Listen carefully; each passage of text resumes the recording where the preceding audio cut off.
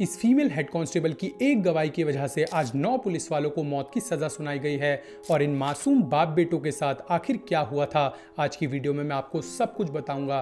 But video के आखिरी में इन पुलिस वालों के बारे में अपना ओपिनियन कमेंट में जरूर शेयर करना। इस कहानी की शुरुआत होती है 58 ईयर ओल्ड पी जयराज के साथ, जो अपनी फैमिली के साथ तमिलनाडु के साताकुलम शहर में रहते थे। इनकी फैमिली में इनके साथ रहा करती थी इनकी वाइफ, 3 बेटियां और एक बेटा जिसका नाम था जे बेनिक्स। 31 साल का जे बेनिक्स अपने पापा की मोबाइल एसेसरी शॉप पर ही काम किया करता था और कुछ ही महीनों पहले उसकी एंगेजमेंट भी हुई थी और उसकी पूरी फैमिली अभी शादी की तैयारियों में लगी हुई थी। Now straight to the 18 June 2020 lockdown का समय था, तो सभी शॉप्स 8 बजे के आसपास बंद हो जाया करती थी और जयराम भी अपनी शॉप बंद ही करने वाले थे, लेकिन उससे पहले वो अपनी शॉप के बाहर खड़े होकर अपने वर्कर्स को सैलरी दे रहे थे। और तभी वहां से कुछ पुलिस ऑफिसर्स पेट्रोलिंग करते हुए गुजर रहे थे, जिन्होंने ये सब कुछ अपनी आंखों से देख लिया। तो उन्होंने जयराम और उनके वर्कर्स को समझाया कि दुकान को बंद कर दो और अपने घर चले जाओ, लेकिन ये बात यहाँ पर बहस के रूप में बदल गई और जयराम ने पुलिस ऑफिसर्स को कुछ कह दिया और उनका ईगो हर्ट हो गया। अब उस वक्त तो वो पुलिस वाले वहां से चले गए, लेकिन अगले दिन यानी 19 जून 2022 की शाम 8:15 पर वो वापस वहां पर आए और उन्होंने देखा कि जयराज की शॉप अभी भी खुली हुई है। तो उन्होंने जयराज से कहा कि इस दुकान को बंद कर दो और जयराज अब की बार बिना किसी बहस के दुकान को बंद करने लगे। लेकिन तभी उन दोनों पुलिस ऑफिसर्स ने जयराज को अरेस्ट कर लिया और थाने ले गए। अब जैसे ये बात बेनिक्स तक पहुंची तो वो अपने पापा को छुड़ाने अपने कुछ दोस्तों को लेकर पुलिस स्टेशन पहुंचा, लेकिन वहां उसने देखा कि उसके पापा को बहुत बुरी तरह से पीटा जा रहा है, जिस बात का जैसे ही उसने विरोध किया तो पुलिस इतना ज्यादा भड़क गई कि उसको भी लॉकअप में डाल दिया। अब इंस्पेक्टर श्रीधर ने अपने जूनियर ऑफिसर्स को इन दोनों बाप बेटों को मारने के लिए उकसाया और एक एक करके पूरे 10 पुलिस ऑफिसर्स ने इन दोनों बाप बेटों को बहुत बुरी तरह से मारा पीटा, जिसमें से सब इंस्पेक्टर रघु गणेश और बालाकृष्णन ने बेनिक्स और उसके पापा को इतनी बुरी तरह से डंडों से पीटा कि डंडे टूट गए, लेकिन उनका मन नहीं भरा। अब बेनिक्स और उसके फादर के पूरे कपड़े उतार दिए गए और उनको इतनी बुरी तरह से पीटा गया कि उनके पूरे शरीर से खून निकलने लगा। अब वो खड़े होने की हालत में भी नहीं थे, बट पुलिस ऑफिसर्स ने फोर्सफुली उनसे उनका खून साफ करवाया और अगली सुबह क्लीनर को बुलाकर पूरा सेल साफ करवा दिया। उस रात साताकुलम पुलिस स्टेशन में एक और हेड कांस्टेबल की नाइट शिफ्ट थी, जिनका नाम रिवाठी था और वो उस वक्त 37 ईयर ओल्ड थी।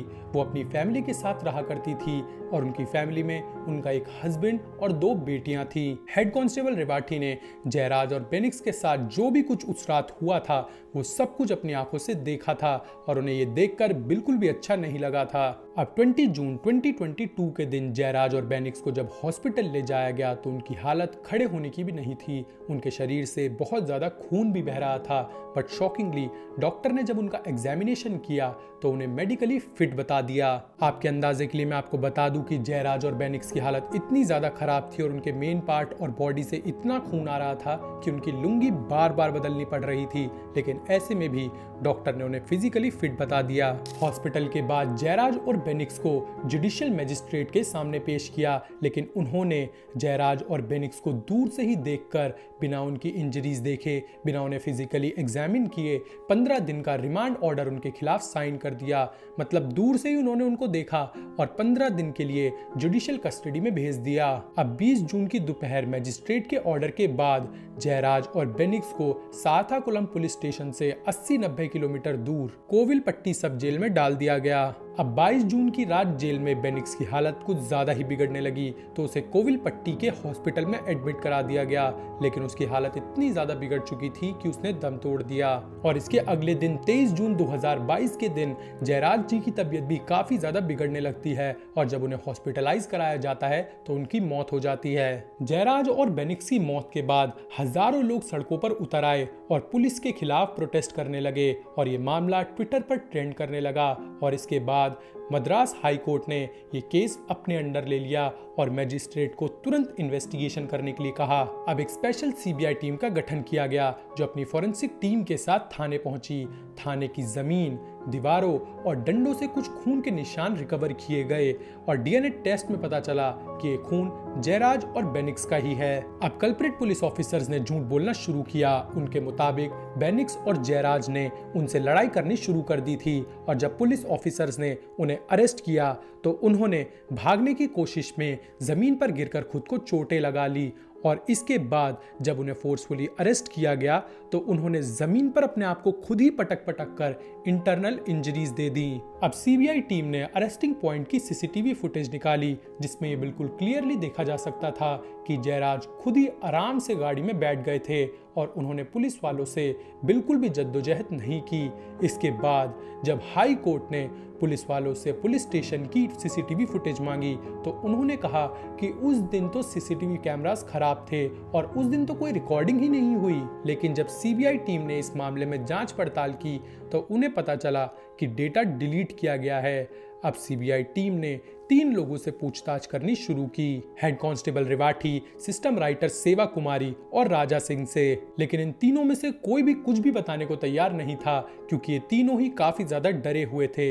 लेकिन तभी वहां पर जुडिशियल मजिस्ट्रेट पहुंचे जिन्हें देखकर हेड कांस्टेबल रिवाठी ने उन्हें साइड में ले जाकर कहा कि मैं आपको बहुत कुछ बता सकती हूँ लेकिन मेरी फैमिली को फुल प्रोटेक्शन मिलनी चाहिए और मेरी जॉब को भी कोई खतरा नहीं होना चाहिए। लेकिन जैसे ये बात बाहर आई तो सभी पुलिस ऑफिसर्स काफी ज्यादा गुस्से में आ गए। उन्होंने मजिस्ट्रेट को कोई भी डेटा देने से मना कर दिया। वो रिवाठी को डराने और धमकाने लगे और यहाँ तक कि उन्होंने रिवाठी को रिश्वत देने की भी कोशिश की। अब मजिस्ट्रेट ने मद्रास हाई कोर्ट को इन्फॉर्म किया कि थाने में प्रूव्स मिटाए जा रहे हैं, जिसके बाद मद्रास हाई कोर्ट ने रेवेन्यू ऑफिसर को कहा कि अब थाना तुम अपने अंडर लो। ये फर्स्ट टाइम था जब थाने से सभी पुलिस वालों को बाहर निकाल दिया गया ताकि प्रूफ्स को मिटाया ना जा सके। अब तक रिवाठी जी और उनकी फैमिली को 24/7 प्रोटेक्शन और पेड लीव्स भी मिल चुकी थी और जब फुल प्रोटेक्शन में वो कोर्ट पहुंची तो उन्होंने अपनी साइड बताई। उन्होंने बताया कि कैसे पुलिस ऑफिसर्स टॉर्चर के बीच में शराब पी रहे थे और तेज चीखों को सुनकर एंजॉय कर रहे थे। इसके बाद जब रिवाठी जी सेल में गई तो उन्होंने अपनी आंखों से देखा कि कैसे पुलिस ऑफिसर्स जयराज के प्राइवेट पार्ट्स को बुरी तरह से हिट कर रहे थे। इसके बाद रिवाठी ने जयराज जी से ये भी पूछा था कि आपको कोई हेल्प चाहिए तो उन्होंने कोई रिप्लाई नहीं किया। इसके बावजूद रिवाठी जी उनके लिए कॉफी लेकर आई थी लेकिन उस कॉफी को भी पुलिस ऑफिसर्स ने पैर से मारकर गिरा दिया था। अब तक पोस्टमार्टम रिपोर्ट भी आ चुकी थी जिसने ये साबित कर दिया कि ये कोई नेचुरल डेथ नहीं है क्योंकि बॉडी के अंदर गहरी इंजरीज और बहुत मैसिव ब्लड लॉस हो चुका था। पुलिस ऑफिसर्स ने ये क्लेम किया था कि इन दोनों ने लॉकडाउन रूल्स को ब्रेक किया था लेकिन सीबीआई ने ये चीज प्रूव कर दी थी कि इन्होंने कोई वायलेशन नहीं किया था और इनके खिलाफ झूठी एफआईआर रजिस्टर हुई थी। और जो सीसीटीवी फुटेजेस थाने से डिलीट की गई थी अब तक सीबीआई टीम ने वो भी रिकवर कर ली थी और फाइनली 6 अप्रैल 2026 के दिन 9 पुलिस वालों को कोर्ट ने फांसी की सजा सुनाई क्योंकि एक पुलिस वाले की 2020 में ट्रायल के दौरान मौत हो गई थी और इनके खिलाफ 1.4 करोड़ का फाइन भी लगा। So guys that's it for today. I hope आपको आज की वीडियो काफी ज्यादा पसंद आई होगी। अगर आपको आज की वीडियो पसंद आई तो वीडियो को लाइक जरूर करना, चैनल को सब्सक्राइब करना ऐसा और कंटेंट एंजॉय करने के लिए। मिलते किसी और वीडियो में। Till then bye bye and take care.